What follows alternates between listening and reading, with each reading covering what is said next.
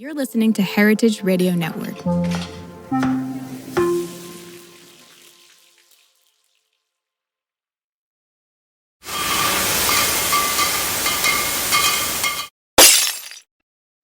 Welcome back to Business of Drinks. I'm Scott Rosenbaum. And I'm Erica Ducey. Today we're joined by one of the most influential voices in alcohol distribution, Sara Harmelin, Vice President of Portfolio Development at Allied Beverage Group. If you don't know Allied, you should. It's one of the largest single-state distributors in the country, operating exclusively in New Jersey, which is a top 5 alcohol market nationally.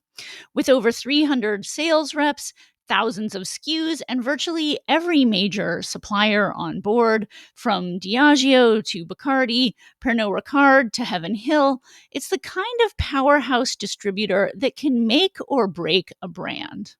And Sara's job? She is the curator. She is on the front lines of innovation and all that is new.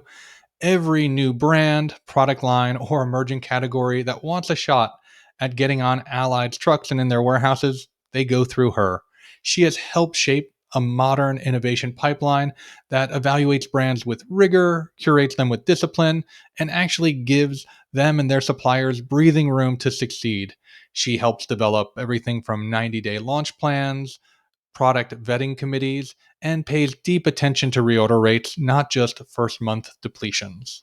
Yeah, and in this conversation, Sara offers an insider's look into what it really takes to get your brand on the map and to stay there. So we dig into some very actionable tactics and strategies, including the portfolio building strategy behind hemp-derived THC and why Allied has decided to go big in that category, what best-in-class launch planning looks like, including timing, sales team buy-in, and key KPIs.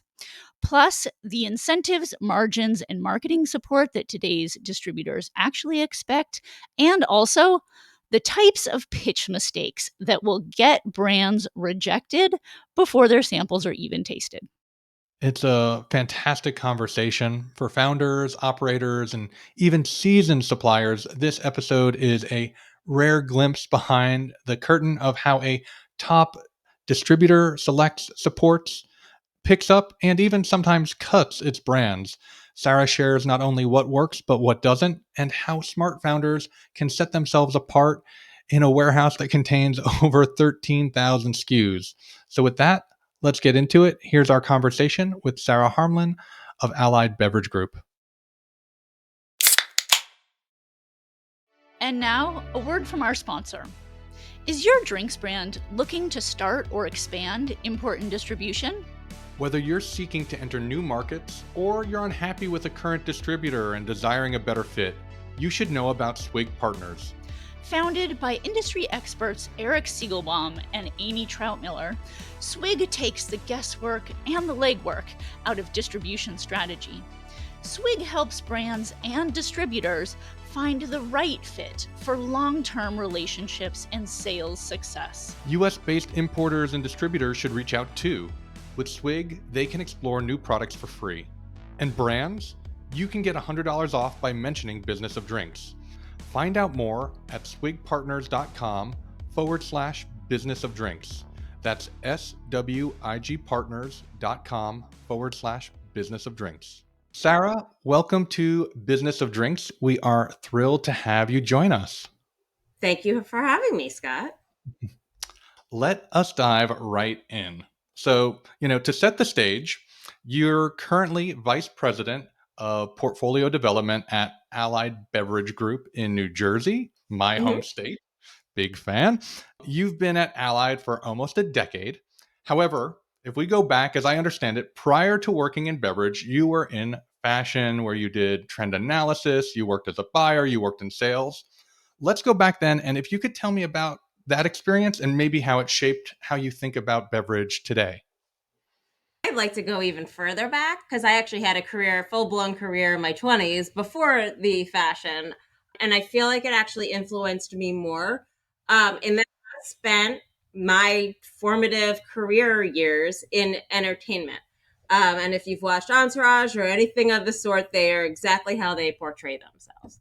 So from that, and I won't get into the whole story, but I got to where I needed to go to prove myself. And as I probably will refer to a few times throughout this talk, was at an inflection point in the industry. And I think we're one in ours now again.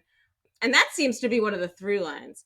And I left entertainment and I thought about what skills did I learn from that, because it's so different than any other business. And I was like, well, I learned to read, write, and deal with crazy people. But you read, write better and deal with crazy people. And, as after a couple of years, I was like, wait a minute, that's the most important thing you could probably learn in any business a lot of ways. So I took that.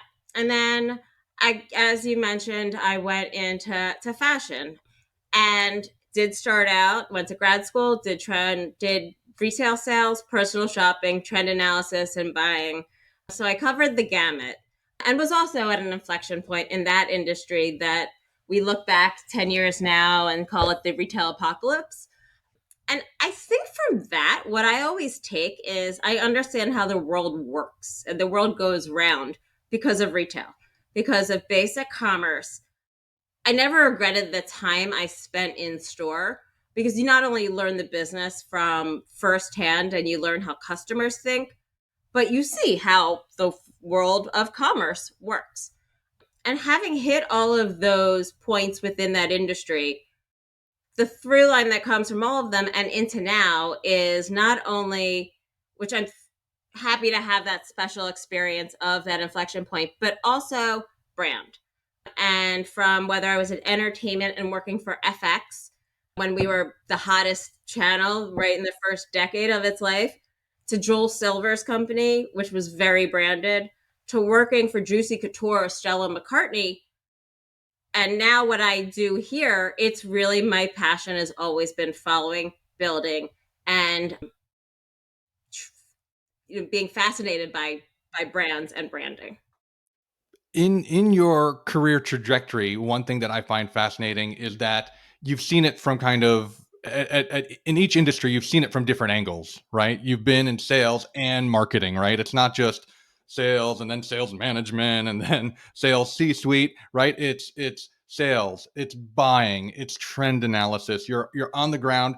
Like, how has that kind of informed or imparted lessons that you kind of take with you today?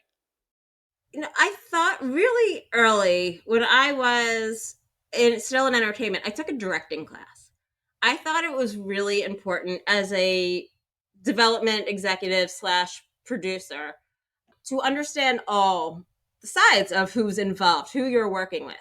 And I was never going to be a writer, but I worked so closely with them that I got that. I'd taken acting classes in my past. I had done plays. I had understood that mentality a little differently. But I wanted to see what it's like from the other side of the camera too. And I think in fashion, to be a higher level executive eventually, or own your own company, or be that C-suite, to me it always behooves to know what everyone does and kind of have a sense. And it brings empathy, it brings an understanding, it brings clear communication, because you understand what they're going through and what is expected of someone in a different role. When I started Allied, we had a kind of training program, which was kind of a rotation through every department over 6 months. And when I sat with, customer service and credit, I knew I wasn't going to do those jobs, but it was so important for me to understand what their day-to-day was, what their challenges were, so that when I was dealing with sales reps, you could kind of mediate between the two. They have the clash. So it was really about the full understanding of every element that goes into a business. I love that concept of kind of that crash course to imbue you with understanding, with empathy, as you mentioned, right? It's uh, unbelievably critical. So, let's catch up to kind of today. Tell me about your current role. You're at this beverage distributor, Allied Beverage Group. What is the role of vice president portfolio development? What does that encompass? Well, basically, what that means is I am the first point of contact from external, but also internal, for any potential new brand, supplier, line, even category now at this point. Whether it is someone coming to us through connections, personal, already personal relationships, or blind submissions, or us seeking them out. It's my role and my department's role that we are the first contact. So we meet, we search, we vet, and we go through a process. When I was promoted into this role, we one of my goals was to redo our whole process. Historically, we had brought stuff in and just said, "Good luck." That doesn't always work. With luck, it works, but it doesn't. It's not going to show your best efforts. So, really put in a process for vetting from very committed committees to review innovation, both separately for wine and for spirits and non-alc and RTDs. And then put the committee together, have regular meetings, get into a cadence of how we present. We do blind votes so that no one feels like politics or next gen ownership or what, if my boss is in the room too, that they have to support what they want. We want all opinions. We want all thoughts. So we've implemented that and gotten a real diverse group of people together from the company for each of those committees. Because I didn't just want salespeople that know exactly what's going on. They're biased already. I wanted customer service. I wanted HR. I wanted finance, someone who they're consumers. I wanted our 20-something Gen Z no-low overlay team because that's who we need to know what they're talking about. At first, we had no one under 30 in the room, and it was a miss. So we've put that in, and then also launch processes. So we don't just leave it. I've made sure we have 60 days from approval to launch minimum, so nothing's rushed. We make sure meetings are set in advance with sales to kind of get the idea. So people know each other before that first GSM when you come in to launch. And then there's a follow-up. We don't say, here's your launch month. It's your launch quarter almost. And a proper tracker is in place so that if something is faltering that doesn't seem like it should, we can pivot. So it's really been about totally redoing how we look at go-to-market with innovation. Pivoted into a total new category with hemp-derived THC in the past year or so as well. That part is incredibly exciting and a continual topic of discussion here on the podcast. Like the decision to bring in an entirely new category, is that a conversation that starts with you and your department? Is that something that is just kind of out there in the ether and a bunch of execs come and bring that idea to you? When someone says, hey, we want to expand our offerings beyond our typical categories, where does that spark begin? When it comes to new categories, I'm always looking for that. I like new. There's a reason I was in trend. There's a reason I like this job. And I came into this industry at a point where I did start to have to change. And the mentality of it ain't broke, why fix it was starting to shed a little. And so, yeah, let's diversify. Because if things are changing right now, we don't know where it's going. Why would we stay with the same resources, right? Nothing's changing. You need to mix it up a little. So hence, whether it is started with RTDs with a lot of people, non-alc, little shots of the hangover prevention cures or sleep support that are at liquor store counters that you can grab and go, was just, fluff and filler. But when it came to real new categories, we've been waiting for whatever could present itself in cannabis, really, especially ownership. And several years ago, we tried CBD. Non-intoxicants don't really work for us. And that didn't really go anywhere for a couple years. But then that hemp-derived started coming around. And I think like a lot of other wholesalers and people in the industry, we were skeptical at first and weren't sure. But as it became more and more legitimate, and you saw the companies from dispensaries transition, and you saw WSWA embrace hemp and bring them into the annual conference. Last year was Hemp Alley. This past year was like Hemp Neighborhood, right? So it's there. And so we said, yeah, let's go and aim to be the most credible distributor of scale in the state of New Jersey in this category. So about a year and a half ago, we started talking to some suppliers. They were here. They were a small distributor, and we weren't jumping in yet, but just kind of laid that ground, get a sense of where it was going. So that when we were ready to go toward the end of last year, earlier this year, we had those relationships set. And as it's still coming together, I do believe we're going to have the strongest portfolio. And we're all really excited about something new. And it is those 20 somethings that are going to be driving it internally for us as well. And it brings up a point, which is kind of the notion of category building. There's, I think, there will forever be an eternal debate from a supplier point of view.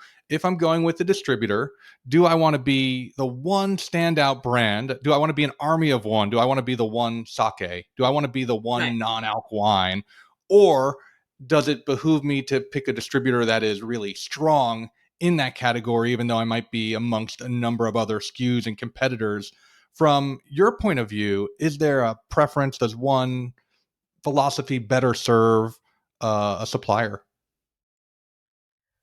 I think it really depends on their goals, and it's getting harder and harder for someone like us. Well, we're a single state, so it doesn't feel as big. We're big, right? We're a 1,000-person company. We have over 300 sales reps. New Jersey, well, it's not a physically large state. It goes between the fifth and sixth alcohol market in the country, so it's there. We still think we're small, but we're not. So we don't even know really where we fall in that.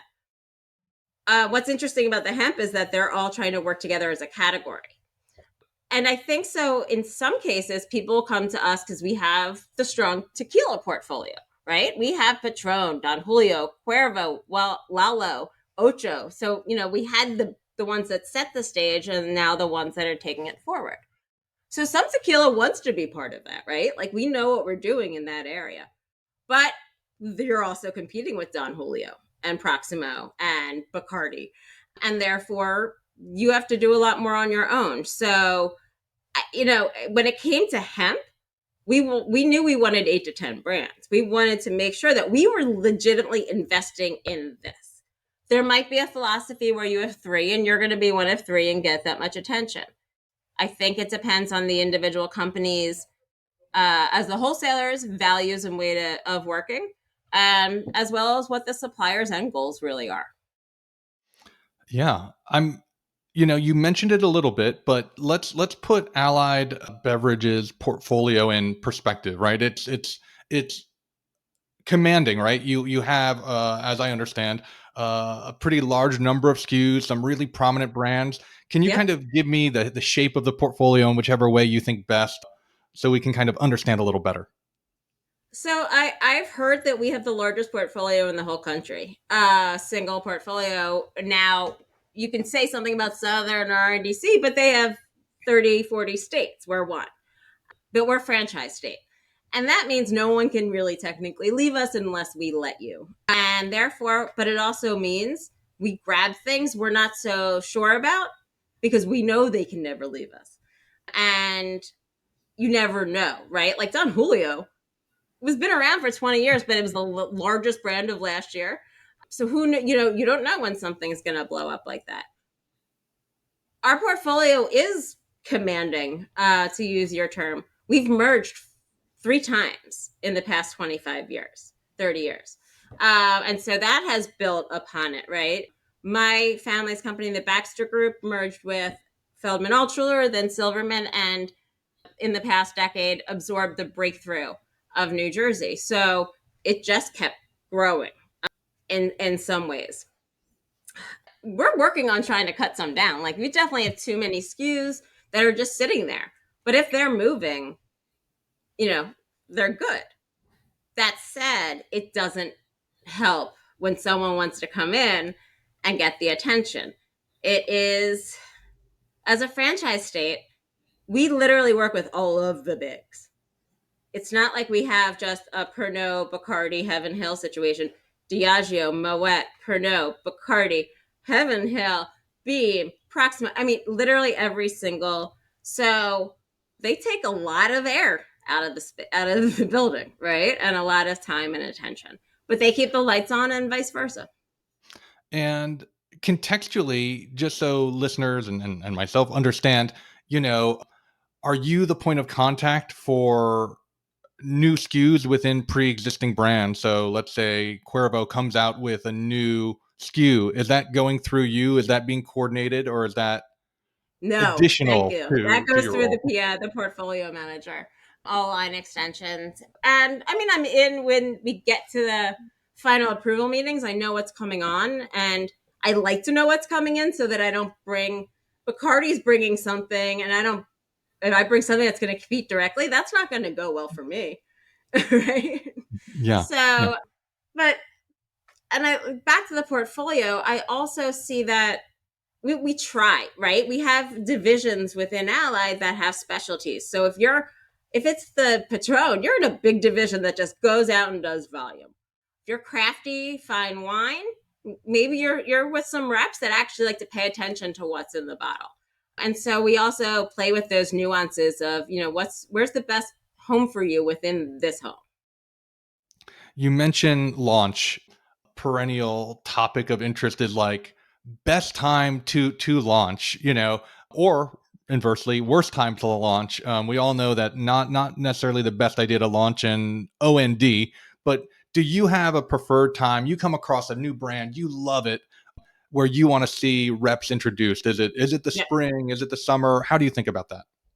For us personally, the best launches are March, April, May, a little July, and maybe September. Exceptions, always. 21 Seeds was launched in August. But we try not to. January, February are so slow, right? Dead, winter, cold. We're shut down in January for a week. We're shut down in August for a week. OND, as you mentioned, doesn't usually go well. And June, as we sit here right now, is shockingly, it's a big month, obviously. We have a shore.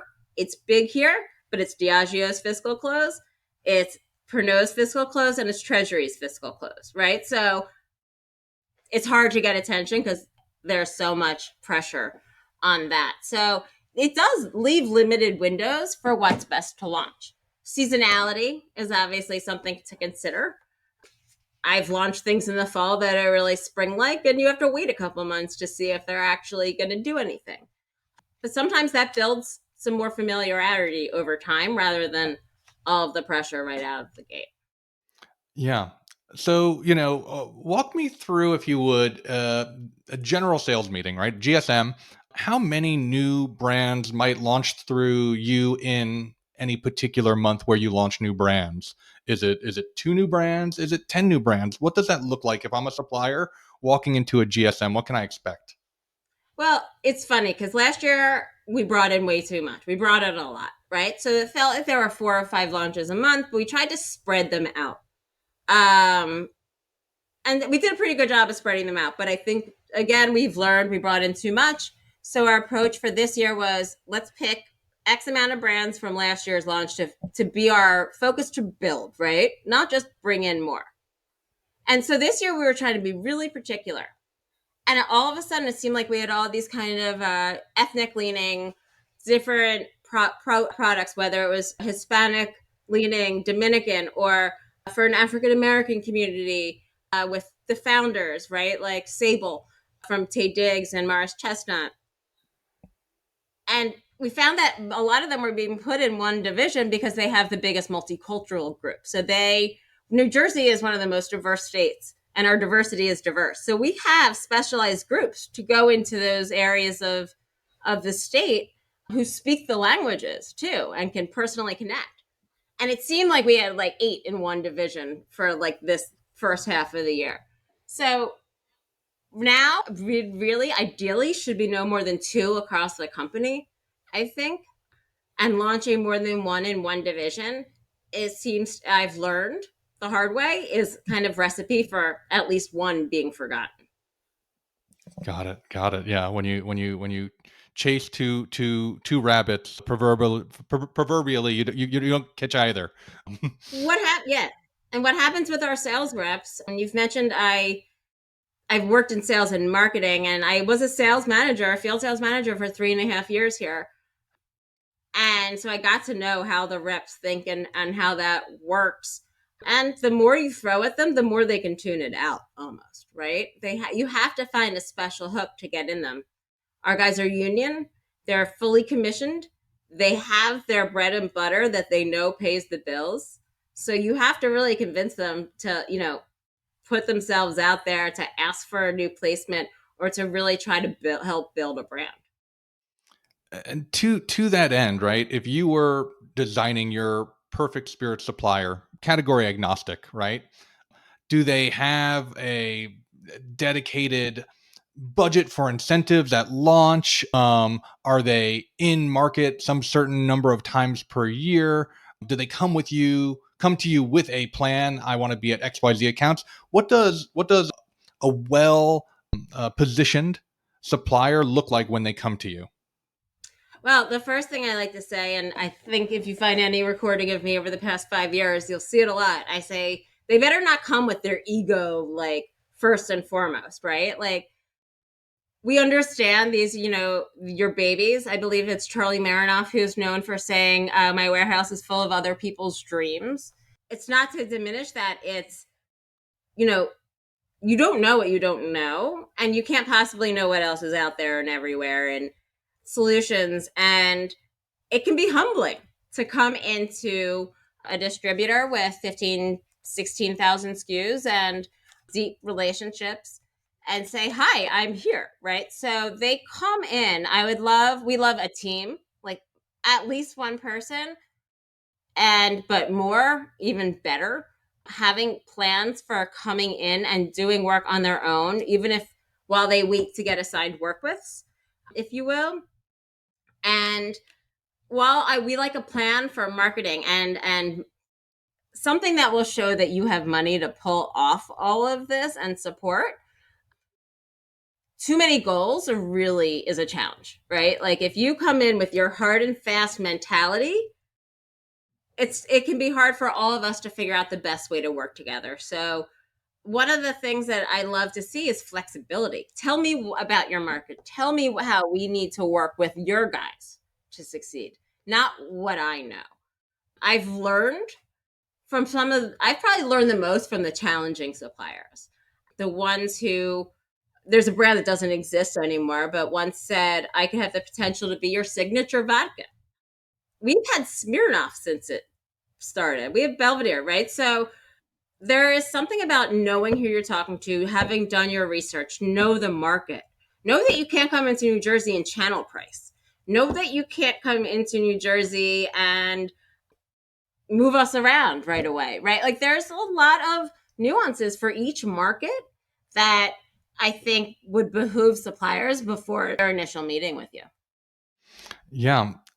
Changing topics ever so slightly, in your role, how do you like to discover new brands? Is it a matter of just kind of tasting as much as possible? Is it reps saying, hey, I'm seeing this brand in other markets when I travel? Do you just look at data? Where are your favorite places to come across what might be new and exciting to your portfolio in the future?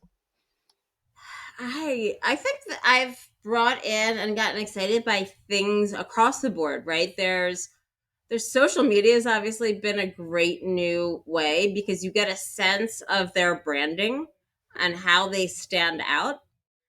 Referrals, sometimes, you might be skeptical at first and say, okay, you know what? There's something here. I really like it. Seeking out, going to trade shows, getting to know incubators and other, how we've met through, whether it's InvestBev or Distill Ventures, those kinds of places. So, and everything in between. 21 Seeds is what I always go back to because I was like, we were so early in meeting them. And that was personal introductions, right? So in two ways that came to me.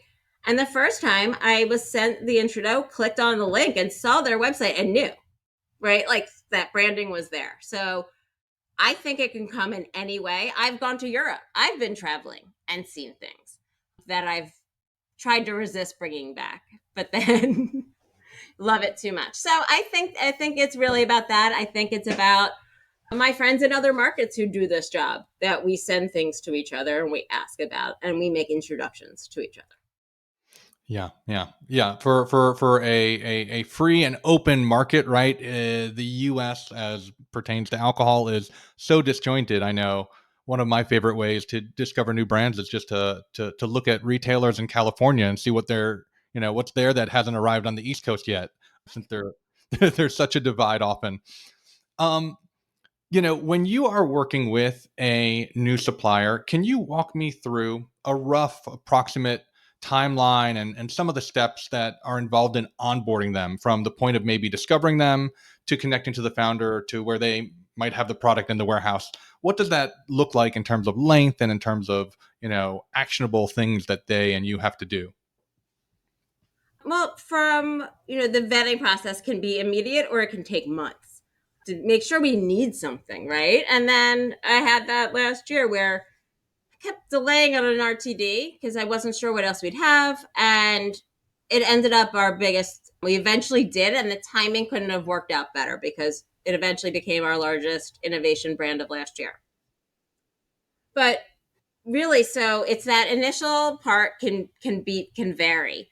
But once we get the approval from the committee, so that, we were aiming for every 4 to 6 weeks originally. That's so hard to actually get everyone at 10 people in one room when half of them are on the road, and get that committee. And then I like to have at least 60 days from that approval to launch, if not more. I actually have to get a full check off after the committee approves by the Chief Commercial Officer and EVP of Corporate Development. And then we make the introduction to a portfolio manager. I sit with our SVP of sales to determine a division that might make sense. Then we work with the portfolio VPs who manage the portfolio managers on who would be the best match, depending on what division, what else is on their plate, what they're good at, so and so. And then they make that introduction. So we make that introduction. With that, there's initial paperwork, and we have an introductory call with the PM. First for get to know, but get a sense of what they want, where they want to position themselves, and start on pricing conversations. New Jersey is a price posting state, which is one of the reasons we need that timeline to get up to it, because if I'm launching July 1st, we decided on what we're bringing in yesterday. It had to be in by this past week to be ready for July. So that's on initial orders. So we need that time is crucial. Then when we're within that 30 days to launch, we get together with the sales leads, the VPA, and usually the sales director from the division to get a sense of, so they meet, get a sense of the brand, as well as start discussing what could work as far as a launch, incentives, and so on. Ideally, then within that next 3-4 weeks, they're set up for a GSM, can request work with. So we work 2 months out. So sometimes that's a little delayed, and get everything set up for price posting. And then we go from there. Some brands have a big launch. Some are much more subtle. And as we've adjusted it to be, it's 90 days. So your first month is just awareness in a lot of ways, right? I think there's still a lot of pressure on numbers in the first month, but people got to know you're there. So it's most important for us to get to build that awareness.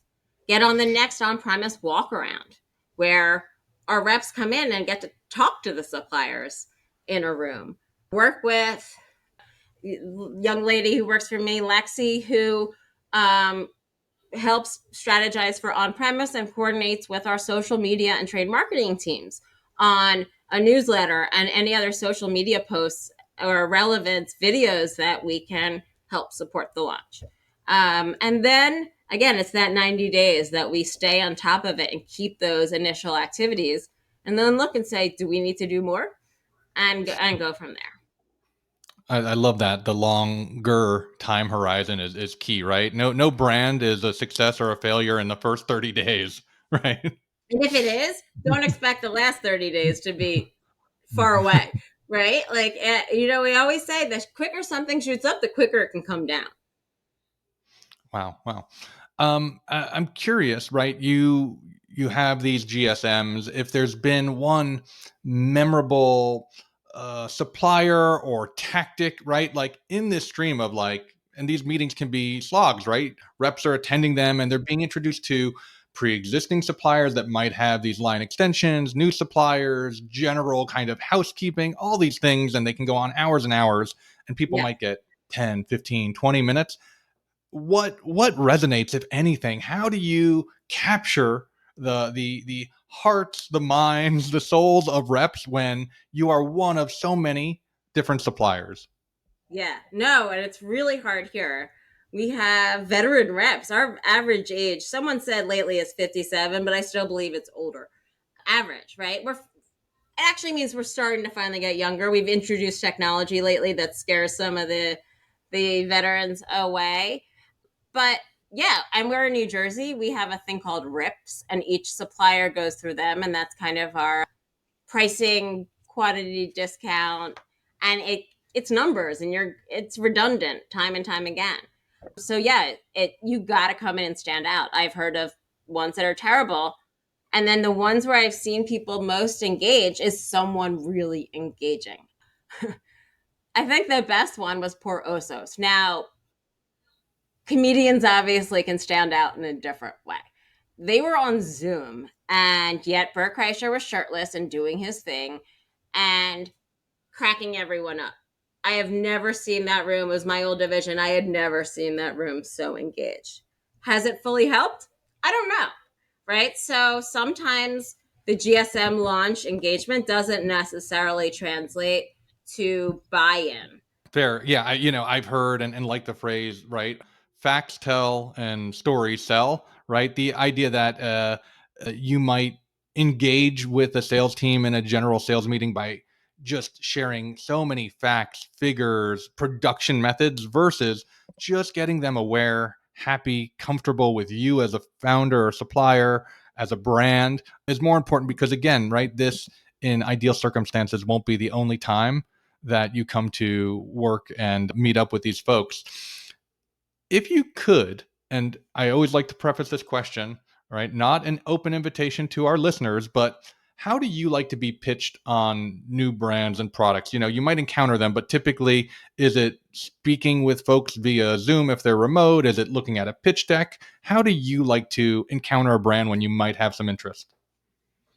I like to have an initial call. I mean, if you're local, come in, but Zoom has made it a lot easier to be able to do this as before we make any decisions. I don't necessarily even like to sample before because then you get some, preconceived notions.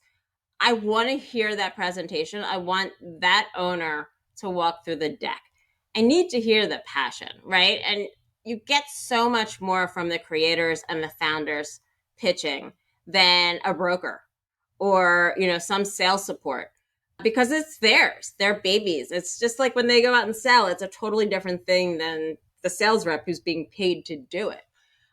So I definitely like that call, 45 minutes initial call, and then we follow up subsequently after that. But I want you to walk through a deck. I want to see a deck. I want to make sure we have samples have been there, and that you've thought through, who we are, and you've tailored some things to that. Excellent. Yeah. I'm curious, any deal breakers, and I'll give you an example here. A lot of up and coming suppliers might self-distribute in one or two markets. It's difficult, but the margins can be great because they're going direct where they can. When they often trade into a distributor, they're taken back by how much a distributor might expect in terms of margin or getting a slice of the pie. Are there any margins that you look for, or someone might have a great product, but it just doesn't work number wise? Anything like that? Oh, yeah, always. We used to be a little more flexible on it. And coming from apparel retail, I was like, those are the margins you work on? It seemed tiny. But we undertook a large project in the past few years to build up our net GP percentage, and have done a really good job of it. And now going forward, our averages for between the SKUs and the rips and whatnot should be 25%. It's a challenge to get something approved for less than that. And without special exceptions, or it either has to be like only going to be a really tiny item or a really big item. And we've struggled with that setting up the hemp suppliers, because beer works on a different margin as well. But we have to keep everything going. So yeah, 25 is our goal. You've mentioned a few times RIPS, right? Retail Incentive Program. If I'm a supplier and I'm not familiar with New Jersey, is this something I should budget for? Is this something the distributor is expected to cover, right? This is a program that essentially the state of New Jersey allows for suppliers to legally incentivize retailers to work with their products.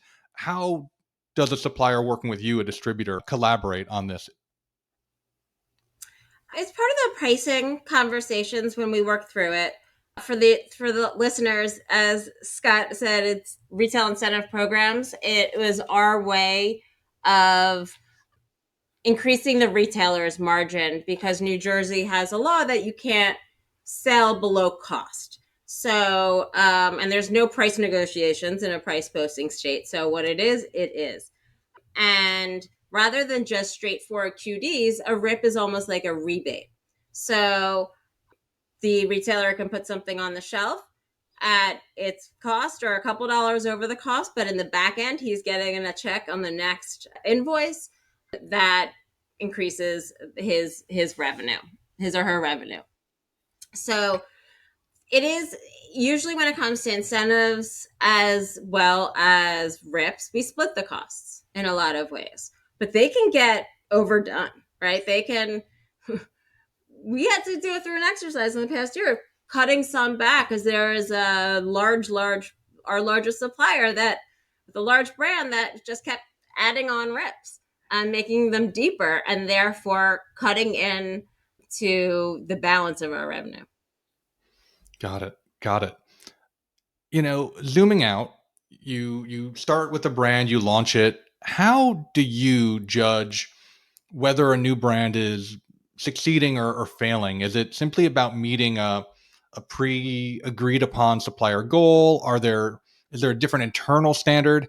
Is there a particular timeline you give it? I don't know, 6 months or a year? How do you think about success for a new brand within Allied? I think it depends on the category too, right? I think straight spirits take longer. You have to build awareness and get it slow. You can see some more, rapid growth in a whip shots or an RTD sometimes, because of the noise that's out there too. And I think we will take things just like people, your children each need different things. Our babies need different love and judgment and KPIs. So obviously volume and accounts sold are the obvious. I like looking at reorder rate, right? Do people like it? It's not, because we can get pods. Does it turn? Are people buying it? Matters more. Rep touches. You could have one guy doing it all. And the more reps that touch it, the more obviously the buy-in is, or incentives are working. And I think it's steady growth, right? Like, we could come out of the gate really strong for whatever reason. I think we've all seen it with celebrity brands. And then when they're done their tour with it, it slows down.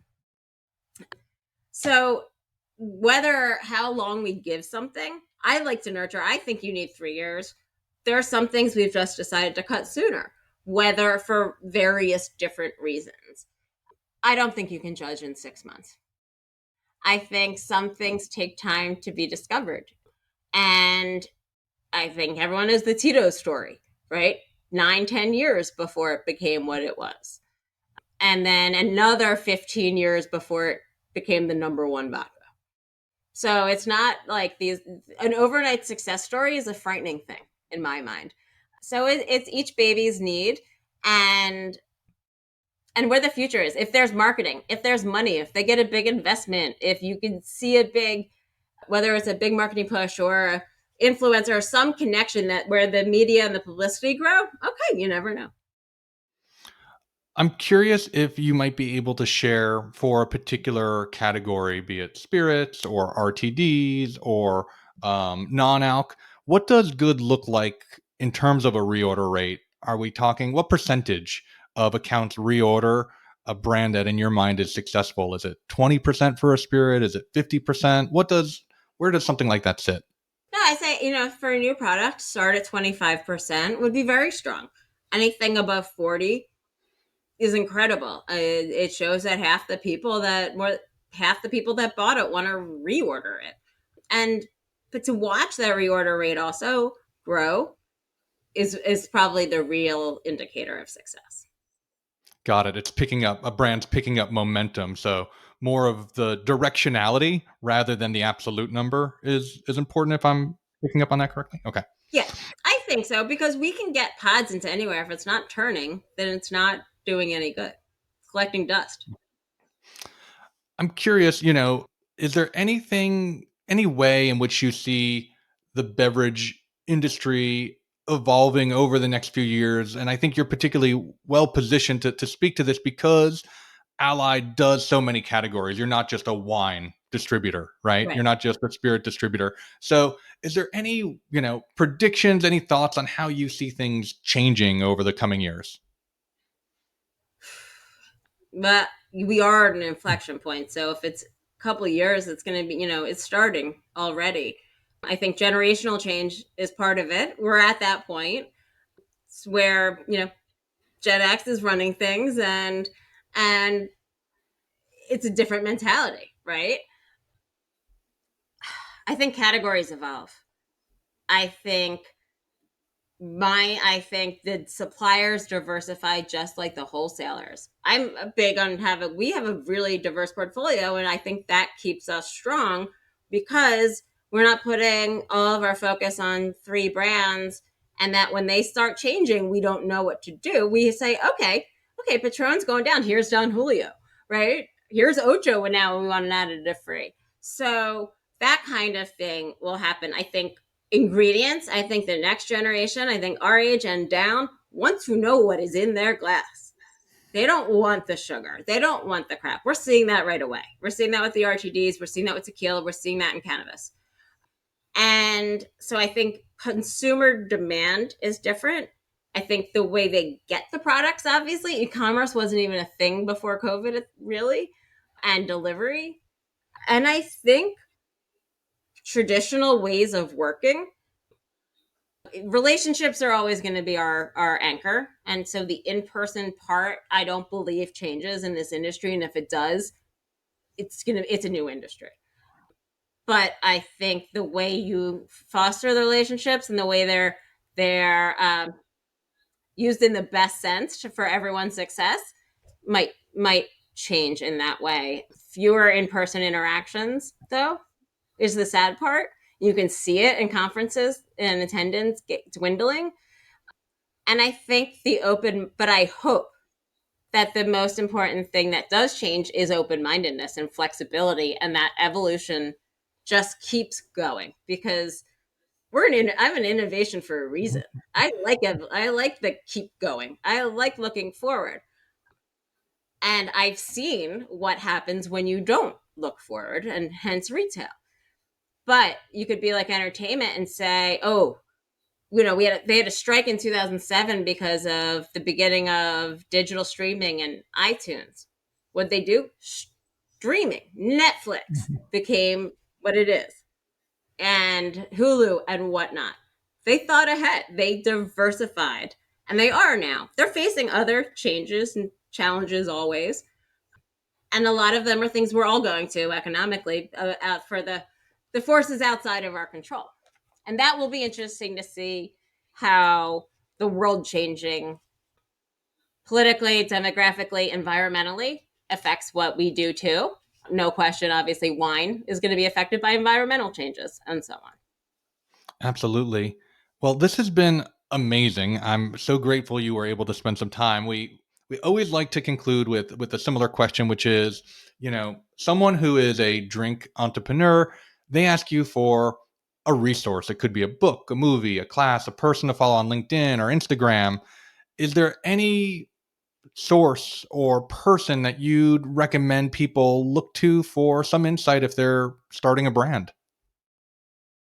Well, I don't necessarily say that there's one person or one resource, because just like it's good to be well-rounded in any industry, I think it's good to get different perspectives on learning. This is not, again, each of our states is different, much less the whole world.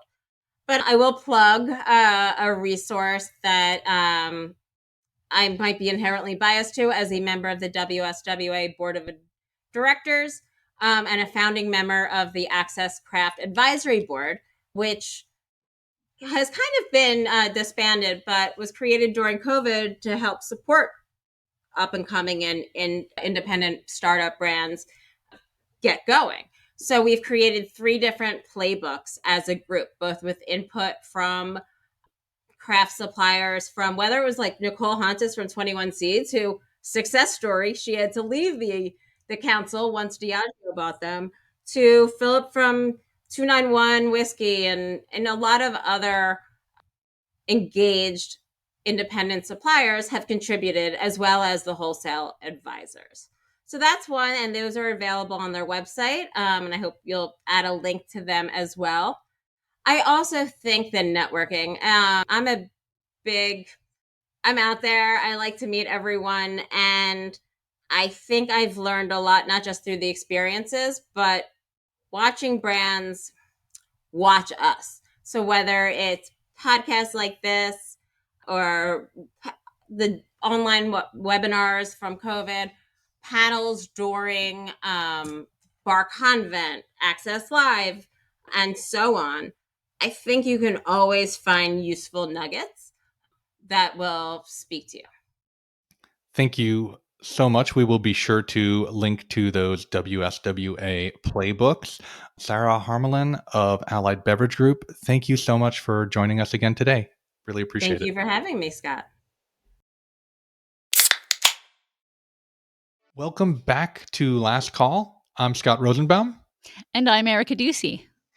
Now, Erica, I didn't have the opportunity to make it to the BevNet live conference this year, but I know that you did. Can you tell me a little bit about what went on there? Yeah, absolutely. This was a very informative event. So for people who aren't familiar with BevNet Live, it's this event and really the publication that they cover really all drinks categories: alcohol, functional, THC, energy, better for you sodas, protein drinks, you name it. There were products there that crossed so many different categories in ways that I hadn't seen before, that I was like floored by the creativity. And the opportunity to sample them all in one place was pretty amazing. So it's kind of like a playground or festival for beverage nerds, is what I'm hearing. Yeah, absolutely. There was copious sampling and super obsessed founders and fans. And BevNet did a really phenomenal job with the programming at this event. It was really seamless, highly curated, and designed to offer a lot of value for early stage brands, which is their core audience for this particular event. Yeah, I was looking at a schedule and it was like back to back to back, just action packed. Take me, if you will, inside what the event was like. How did it kick off? Yeah, so the first day started with something called Beverage School. That's basically a crash course for new founders. So they broke down how the drinks industry works, distribution models, retail review cycles, margin expectations. There were also deep dives into FDA compliance and financing, especially the pitfalls of convertible notes and vague equity agreements. Ooh, it sounds like there's more to that. And any particular horror stories? Yeah, there was one that I really found cringy. The speaker in this particular session, who was a corporate lawyer, he shared a cautionary tale that everyone should heed. So, a food brand, they gave their CEO, quote unquote, up to 50% equity in a one-page contract years prior. So there was no vesting schedule, there was no structure to the deal. And several years later, when the brand goes into fundraising mode, an investor catches this during the due diligence process. So of course, the brand tries to get the ex-CEO to release them from the contract, but as you might expect, the ex-CEO is like, "Hey, I've got a valid claim to half of this company." So the company had to pay an unexpected mid six figure settlement just to clean this mess up. Oof. I mean, I'm all for short contracts and simplicity, but that seems to be overkill. Totally. The lesson learned here: always be precise, no percentages, only share counts, and always get legal counsel before signing those contracts. Absolutely. Absolutely. Okay. So, beverage school kind of set the tone. What else stood out to you about the conference? Yeah, one of the biggest value adds to this conference is the one-on-one retailer meetings. So brands could sign up to sit down with buyers from Whole Foods, HEB, Top 10 Liquors, Stop and Shop. And that kind of access is rare, as you know. And honestly, it's truly invaluable for founders trying to break into retail. Yeah, absolutely. Categorically, you mentioned there was a ton of buzz around functional beverages. This kind of cross between categories we might not have seen before. What was that like? Yeah, definitely. Functional drinks, I think really across the landscape of all drinks categories, it is on fire.